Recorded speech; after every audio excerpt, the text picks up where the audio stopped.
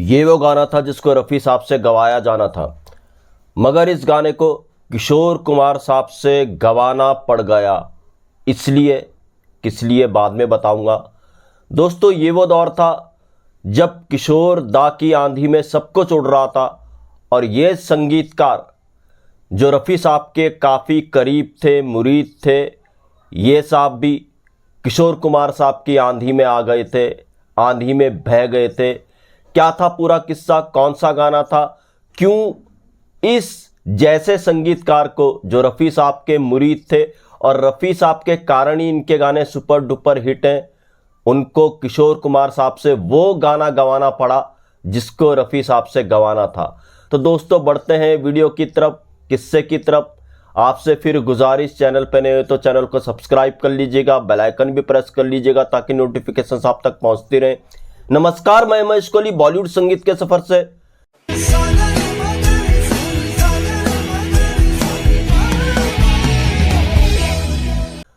दोस्तों, ये संगीतकार जिन्होंने जब से काम शुरू किया, रफ़ी साहब इनके लिए लक्की आवाज़ रहे और इनकी पहचान रफ़ी साहब की आवाज़ से ही थी। इनके गीतों की पहचान रफ़ी साहब की आवाज़ से ही थी।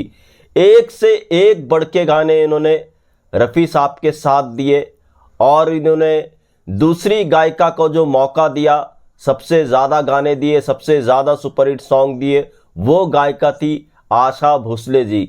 जी हाँ, ये संगीतकार थे ओपी नैयर साहब। ओपी नैयर साहब अड़ियल संगीतकार, मूडी संगीतकार और अपने मिजाज के सख्त संगीतकार। रफ़ी साहब से भी इनकी एक बार अनबन हो गई थी। रफ़ी साहब इनकी रिकॉर्डिंग में 1 घंटा लेट पहुंचे थे।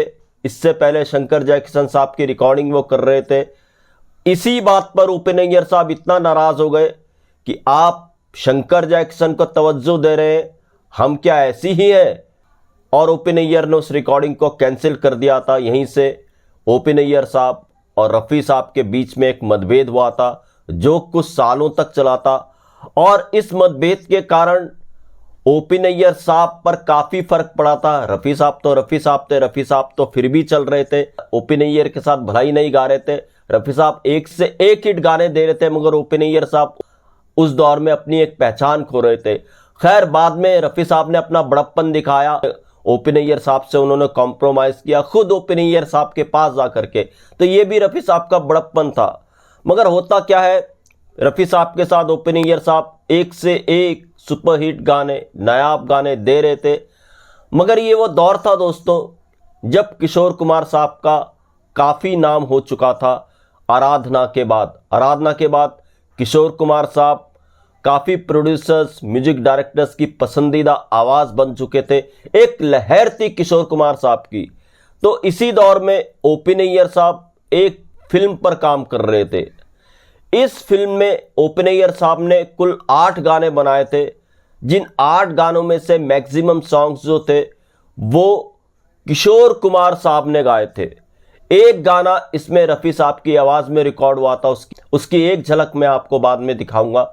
ये गाना तो खैर रफ़ी साहब की आवाज़ में रिकॉर्ड हो चुका था, जिसकी झलक मैं आपको दिखाऊंगा।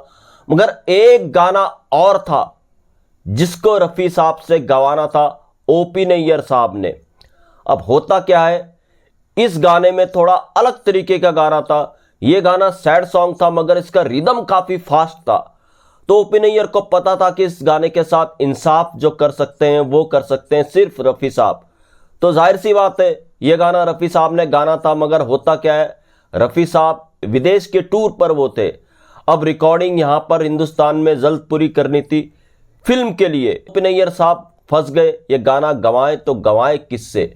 उन्होंने फिर किशोर कुमार साहब से कांटेक्ट किया, किशोर कुमार साहब को ये गाना समझाया कि ऐसे ऐसे उन्होंने ये गाना रफ़ी साहब के लिए बनाया है, मगर रफ़ी साहब मौजूद नहीं है, तो आप इस गाने को गा दीजिए। किशोर कुमार साहब ने जब ये गाना सुना तो किशोर कुमार साहब ने कहा ओपी नैयर साहब को कि देखो, मैं इस गाने को गा तो दूंगा मगर इस गाने के साथ रफ़ी साहब ही इंसाफ कर सकते हैं। खैर, मैं इस गाने को रिकॉर्ड कर देता हूं, ऐसा किशोर कुमार साहब ने कहा। रिकॉर्ड करने के बाद आपको अगर पसंद नहीं आया तो जब रफ़ी साहब आएंगे तो आप उनकी आवाज़ में इस गाने को रिकॉर्ड करवा लीजिएगा। अब ओपी नैयर साहब ने इस गाने को किशोर कुमार साहब की आवाज़ में रिकॉर्ड कर लिया। लगभग तय था कि रफ़ी साहब आएंगे, फिर इस गाने को रफ़ी साहब से दोबारा डब करा लेंगे। हालांकि ये गाना जल्दबाजी में रिकॉर्ड कराया था ओ.पी. नैयर साहब ने। खैर, जब इस फिल्म के सारे गाने कंप्लीट हो गए, ये गाना भी जो रफ़ी साहब ने गाना था किशोर कुमार साहब से गवा लिया। होता क्या है, जब रफ़ी साहब वापस आते हैं तो फिर ओ.पी. नैयर साहब ने उनको बुलाया। ओ.पी. नैयर साहब ने बताया रफ़ी साहब को कि देखिए, हमने आपके लिए इस फिल्म में एक ये गाना बनाया था जिसको हमने किशोर कुमार साहब से गवा लिया है। और किशोर कुमार साहब का खुद कहना है कि जब रफ़ी साहब आएंगे तो उनकी आवाज़ में इस गाने को डब कर लीजिएगा अगर आपको पसंद नहीं आता है। तो ओ.पी. नैयर साहब ने रफ़ी साहब को बताया कि आपको ये गाना रिकॉर्ड करना है। तो ओ.पी. नैयर साहब को रफ़ी साहब ने कहा गाना सुनाइएगा। जब ओ.पी. नैयर साहब ने गाना सुनाया रफ़ी साहब को, तो रफ़ी साहब ने कहा, अरे किशोर कुमार साहब से बेहतर तो ये गाना कोई गा ही नहीं सकता, मैं भी नहीं गा सकता, इसको इन्हीं की आवाज़ में रहने दीजिए। अब देखिए, ये भी महानता थी। लोग न जाने क्या क्या किस्से गढ़ते हैं किशोर कुमार साहब और रफ़ी साहब के बारे में। दोनों की दोस्ती देखिए और एक दूसरे की रेस्पेक्ट कितनी क्या करते थे।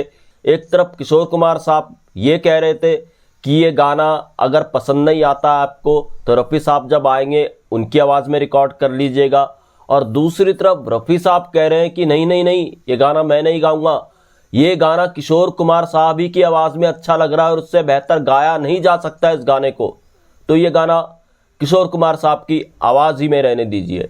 ओ.पी. नैयर साहब को मानना पड़ा और ये काफ़ी इंपॉर्टेंट गाना था जिसको किशोर कुमार साहब की आवाज़ ही में रखा गया। अब ये गाना कौन सा था दोस्तों? ये गाना था फिल्म एक बार मुस्कुरा दो का, जो फिल्म 1972 में आई थी। और ये वो दौर था जब किशोर कुमार साहब एक तरफा चल रहे थे। किशोर कुमार साहब का मौका था, वक्त था, मगर फिर भी किशोर कुमार साहब जो रफ़ी साहब को रिस्पेक्ट दे रहे थे वो भी अपने आप में बहुत बड़ी बात थी। रफ़ी साहब तो रफ़ी साहब थे, रफ़ी साहब की ज़िंदगी में कभी डाउनफॉल नहीं आया, रफ़ी साहब कभी नीचे गए ही नहीं। हाँ, किशोर कुमार साहब इस दौर में थोड़ा ऊपर आए थे, ये बात सच है, मगर बाद में सब कुछ फिर बैलेंस हो गया था। तो खैर, ये गाना फिल्म एक बार मुस्कुरा दो का था और ये गाना था तू हमारी थी जान से प्यारी थी, कितने अटल थे तेरे इरादे। ये गाना काफ़ी टिपिकल गाना था, सैड सॉन्ग था, मगर इसका जो रिदम था वो काफ़ी फास्ट था।